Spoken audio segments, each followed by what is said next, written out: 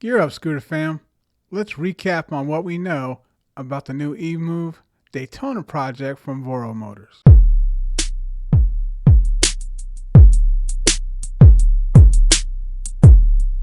Alright guys, today we're going to take a look at a quick video actually on the Emove Cruiser V2 that Voro Motors just released. This is on the 60 volt dual motor version. So I thought we'd take a quick look at that and then get into a little bit more about what we know about the Emove Project Daytona scooter from Emove as well. There was some information released during CES, and then some additional information I found out during the podcast, and then some even more information that I've got from Voro Motors. So we'll get into all that in just a moment. First, I thought we would take a look at this new trailer for the Emove Cruiser V2 dual motor version 60 volt from Voro Motors.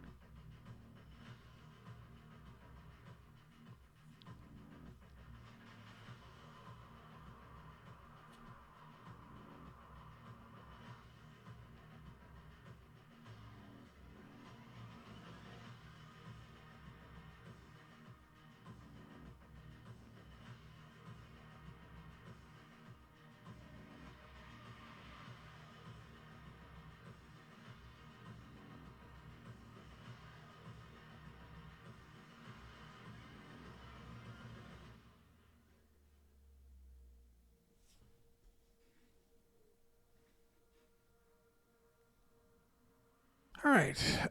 So real quick, I guess what I thought about that. It looks pretty nice scooter.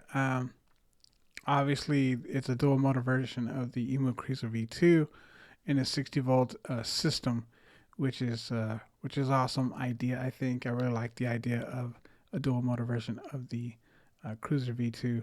So I'm pretty excited about that. For the money, for $2,000, I think it's an excellent scooter for that price.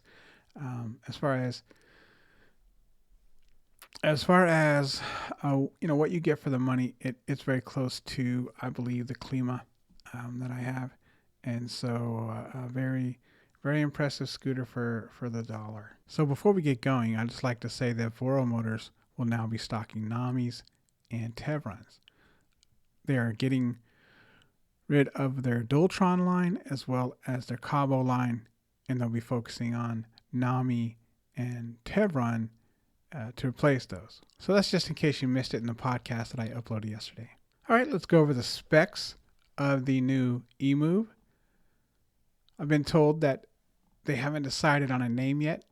It's still called Code Daytona. The price is supposed to be at a target of $4,000 or less.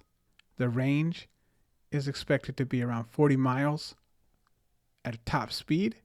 The top speed is supposed to be around 70 miles per hour. It's going to weigh around 130 pounds. I'm estimating the max weight to be 300 to 400 pounds. Seems like a very beefy scooter, so I don't think it would have a problem supporting that.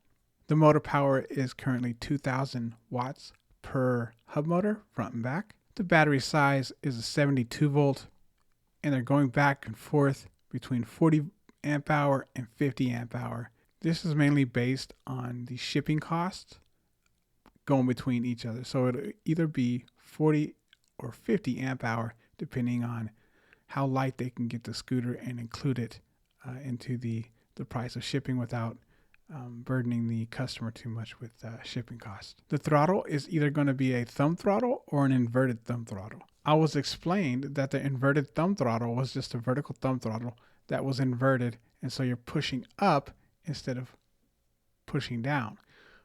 Use your first finger to control it, to accelerate. And I'm told if they do go with a inverted thumb throttle, this will be the first of its kind on an electric scooter. This does have full front and rear suspension.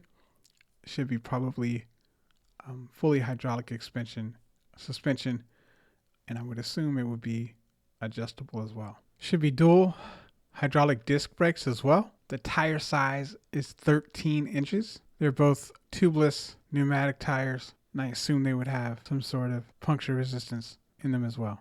Not sure about an IP rating or a UL listing at this point. It is expected to release by spring, as I'm told by Voro Motors.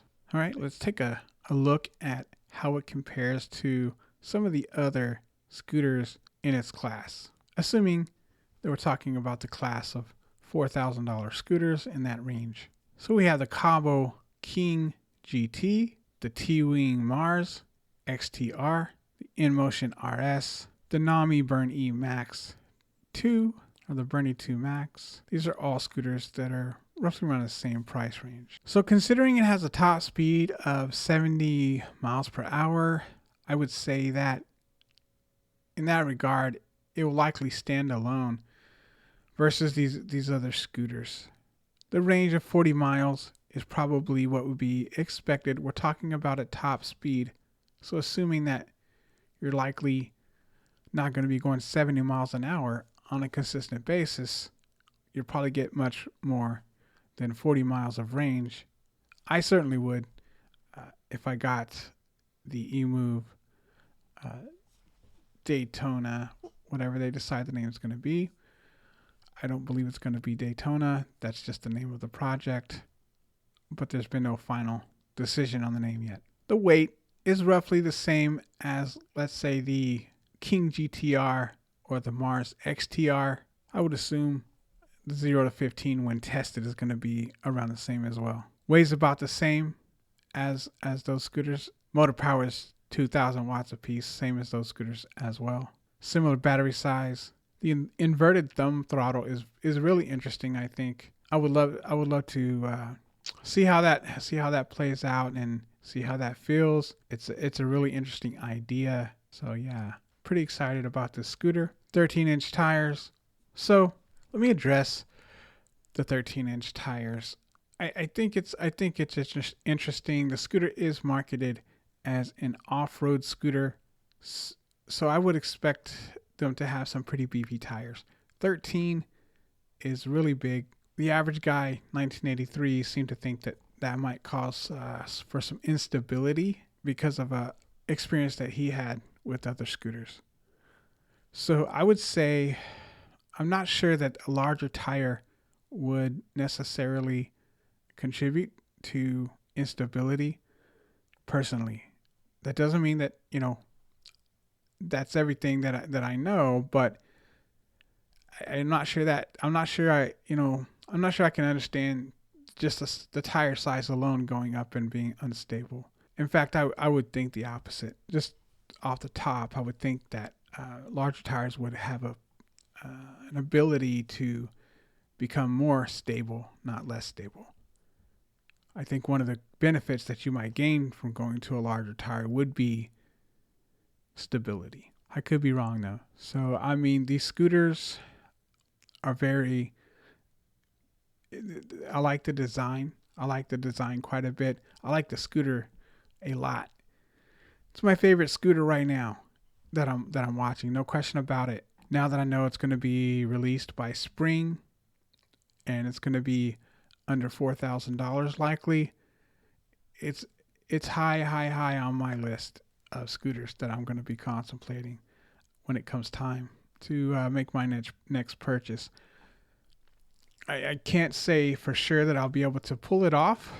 We'll have to see, but knowing that it's going to be there, I wasn't really planning on jumping to 4K on a new scooter, but it's so tempting.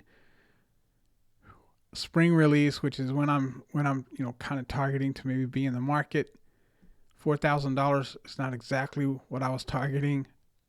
I was looking more towards $2,000 and $3,000. But I can't help that this scooter is just incredibly interesting. The fact that they removed the steering damper during that video just really encourages me to believe this is a really stable scooter that they don't believe a steering damper is needed for at any speed, considering you can go up to 70 miles per hour. So that's a big bonus for me. I see the big beefy dual stems that are going to increase the stability and reduce wobbles at high speeds. I think the large tires honestly could help that as well. The way the scooter is designed just seems to be very intact. I was going to bring up the fact that they are leaving off turn signals and so forth because of the wiring problems that come along with adding those to the scooter. I was explained by Voro Motors that the wiring can cause shorts, and so the extra that they have from the turn signals just creates a more difficult time in trying to troubleshoot the problem whenever a wiring issue occurs. So the reason for dropping it from the design is it wasn't cost, because the cost is very low for something like that, but rather because of the reliability of the scooter. They want the scooter to be reliable and have longevity and not have to put customers through things such as the wiring issues and so forth that come along with adding something like turn signal. All in all, it's my favorite scooter that I've seen. I haven't seen a lot of it. Obviously, it hasn't been tested, just been teased.